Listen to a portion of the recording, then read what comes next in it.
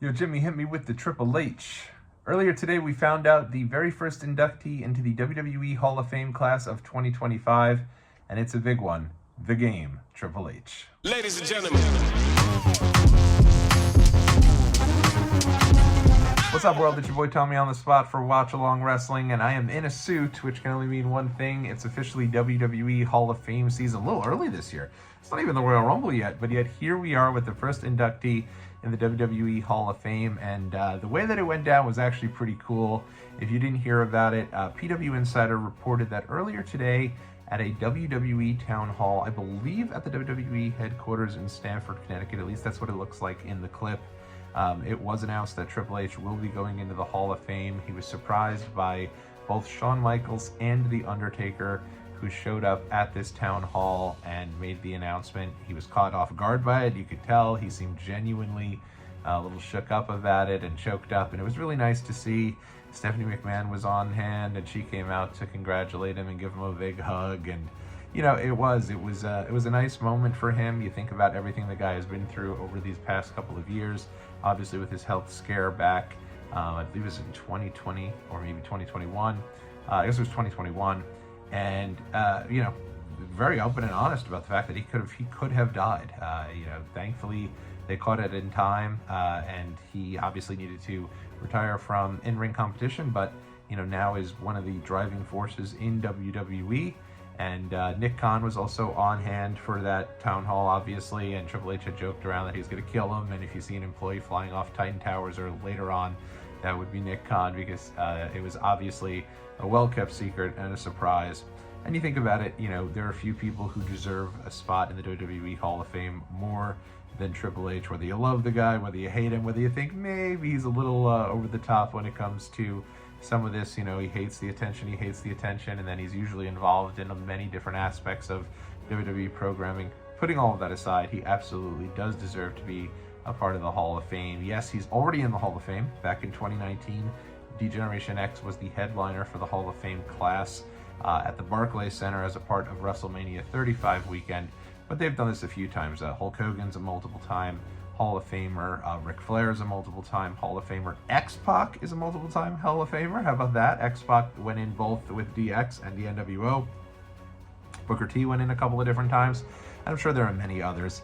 But Triple H certainly deserves his own sole induction. And now we know who this class is going to be built around. I think there was some speculation. Would this finally be the year that Batista goes in? You remember Batista was supposed to go in during one of the pandemic years of the Hall of Fame and said he needs to do it with fans there. So, you know, I for one thought maybe it would have been Batista, and was actually planning after the Rumble to come out with a little prediction video of who I thought would be in. But obviously, no need for any of that, because we already have our headliner, and it will be Triple H. And for me, he's one of my favorites of all time. You know, he has actually meant a lot kind of to me, because I think he had the best match at my very first pay-per-view, and I think he had the best match at the first WrestleMania I went to, and the first WrestleMania that I went to with my wife. First pay-per-view I've ever been to was SummerSlam 2002, and I was a huge Triple H fan in 2002, especially the babyface Triple H. Didn't last very long, but I was there when he returned at Madison Square Garden to that incredible ovation. At the time, it was the biggest moment I'd ever been at to a WWE show live. I thought it was amazing, and I remember being really excited for him and just like building up the whole show in anticipation for his grand return. So when he came out, I was fully on board. I wanted him to win the Rumble. I was all excited about him beating Jericho in the main event of WrestleMania 18. For me, I didn't even realize that match was not as good as some. Obviously, I didn't think it was as good as Hogan and Rock, but like people have kind of dogged on that match. I always kind of liked the match. I thought it was a good one, and Hunter was my guy, and then he turned on Shawn in one of this really incredible you know, heel turn in the summer of 2002, leading to this big return match for Shawn Michaels at the Nassau Coliseum, where I was there for my very first pay-per-view, and I just remember just eating this match up. I thought it was amazing, and the great moment in the end when they thought Shawn was never going to wrestle again, so he has this great moment. He's triumphant and ends up beating Triple H, but then at the end, Hunter lays him out, and just a total dick heel move. And then obviously I was also at Survivor Series 2002. I didn't even mention that one, but that one's special to me because it's the only pay-per-view I ever attended with my father. and that was main evented with Shawn getting the title for the final time by defeating Hunter last in the first Elimination Chamber match. So such great memories there with him. And then I went to WrestleMania 27, and I know a lot of people dog on WrestleMania 27. I think that the Triple H Shawn Michaels match at WrestleMania 27 is, I'll still say to this day, it's a top 5 WrestleMania match of all time. I think the world of this match. I put it right behind the first Shawn match in terms of Undertaker's matches, greatest matches in Mania history. I understand that some people like the Hell in a Cell a little bit more, and I know people like the career versus streak match a little bit more, but for me, this match is number 2. The deep selling, the incredible storytelling between the two, and the moment where, yeah, Undertaker does whatever he can to keep the streak going, but at the end, Triple H walks out, Undertaker's taken out with a stretcher, setting the stage for the end of the era Hell in a Cell match at next year's Mania. So just such great stuff. And then my wife and I, we returned, went to WrestleMania 30, where I think the best match on that card was the opener, the match between Daniel Bryan and Triple H. And so, you know, it all comes full circle, and you think about what he's done now as an executive, revitalizing the company, whether you love every bit of what he does, and I've been critical of certain aspects. I do think there's too many long title reigns. I do think that the 5-match PLE could certainly benefit from a match or two being added on there, but overall, I don't think anybody can argue that this is a pretty exciting time to be a fan of WWE. I've had a lot of my friends who have been lapsed fans come back into the fold over these last couple of years, and each one of the big events has felt so big time. And for those events that are not the big 4 events, they've all been amplified by moving into an international market. So I think he's done really well with that. And honestly, I'm excited to see who inducts him in the Hall of Fame. I think he can go a number of ways with this. Of course, the one that comes to mind, and the one that I do think is going to be the person to induct him, will be Shawn Michaels.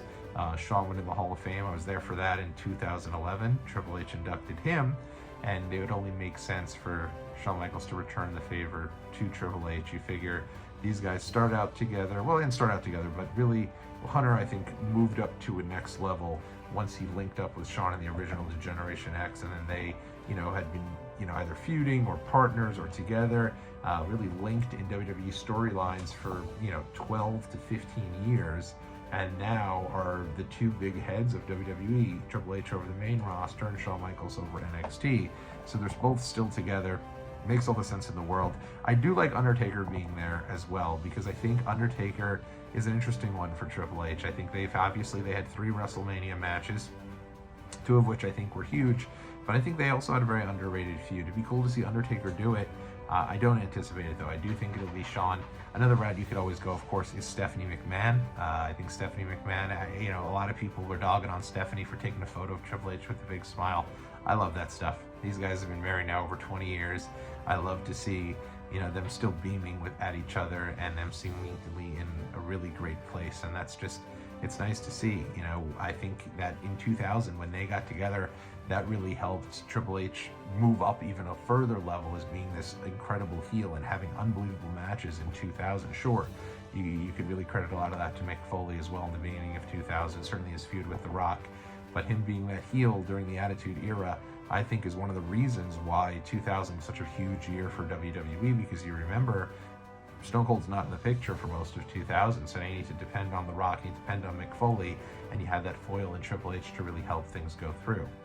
And then you had the era where he was the heel, right? The big heel, they call it the Reign of Terror, where he had a couple of years there where he defeated folks he shouldn't have beaten, right? He probably shouldn't have beaten Booker T. But at the end of the day, I think him having that long sustained reign, eventually when guys like Chris Benoit and when Batista defeated him, it meant so much more to them. In particular, Batista, his entire career is really dedicated to Triple H, and him giving these guys these big wins over him meant more because he had years and years of defeating people. And for every time where, certainly should have put over Booker T, at the same time, he did put over some folks too. He put over Goldberg, shouldn't have put over Goldberg, but he put over Goldberg, put over some of the other folks. And so you think about it, during that period of time, he was main eventing numerous WrestleManias, main events, WrestleMania 21 and 22, putting Batista over clean, and then obviously putting Cena over clean the following year. And I think a lot of them becoming those big names are from those victories over Triple H. So you know, it'll be exciting to see him go in the Hall of Fame. It definitely adds another wrinkle of something exciting around WrestleMania 41 weekend, whether you're going in person or sitting at home and watching it. I mean, that'll be another fun piece of footage to see live and to enjoy, and hopefully they'll move things around and change the Hall of Fame. I hope it's not after SmackDown. I hope it's not the headliner goes first and then they have somebody like last year they were bringing out like Bull Nakano after Paul Heyman. I felt so bad for her because, you know, fans were filing out. Hopefully they change the way that they do it this year, and I think they can certainly get creative with it. We'll talk a lot more about the Hall of Fame as we get closer to WrestleMania and as these inductees continue to come out. But let me know your favorite Triple H moments and matches, and I will be right back here to break them all down with you right here on Watch Along Wrestling. Until then, I'll see you on the next video.